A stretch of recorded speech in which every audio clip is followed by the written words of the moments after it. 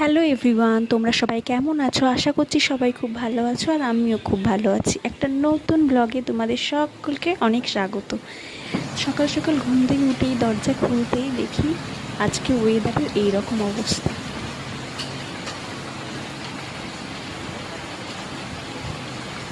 চারিদিকে একদম অন্ধকার। তারপরে সকাল সকাল চলে এলাম রান্নাঘরে, এসে ফ্রিজ খুলে দেখলাম যে কি আছে বা কী রান্না করবো। যেহেতু আমাদের বাঙালি ঘরের বউদের রোজগারেরই একই চিন্তা, কি আছে কি রান্না করবো। তাই ফ্রিজ খুলে দেখলাম মাছ আছে, সেই মাছটাকে বার করে ভালো করে পরিষ্কার করে ধুয়ে নিয়ে কড়াইতে নুন হলুদ মাখিয়ে ভাজতে শুরু করে দিলাম। দেখো এদিকে আমার মাছ ভাজা হচ্ছে আর এইদিকে কটা রুটি বেলে নিয়েছি, সকালে টিফিন করব। তাই এইদিকে দেখি আমার মামও ঘুম থেকে উঠে পড়েছে, ওকে একটু গুড মর্নিং করতে চলে এলাম। গুড মর্নিং, সকাল হলো?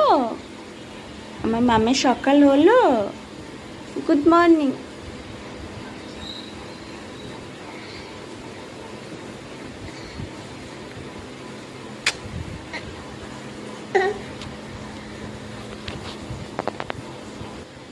তারপর এইদিকে আবারও রান্নাঘরে চলে এলাম।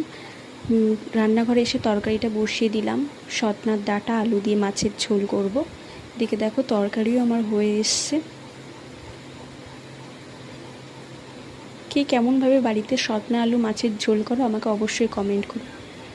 দেখো এখনকার নতুন মাদের এই একই অবস্থা, কোলে কোলে নিয়ে রান্না করা।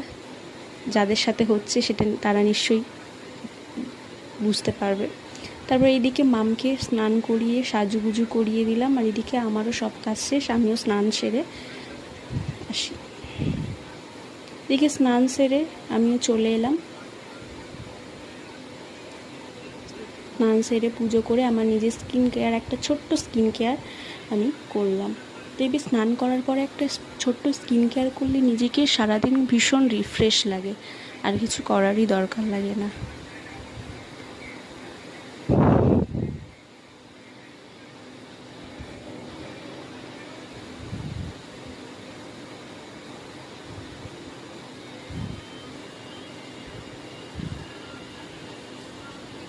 তারপর এইদিকে মামের সাথে একটু খেলা করছিলাম, একটু দুষ্টুমি করছিলাম।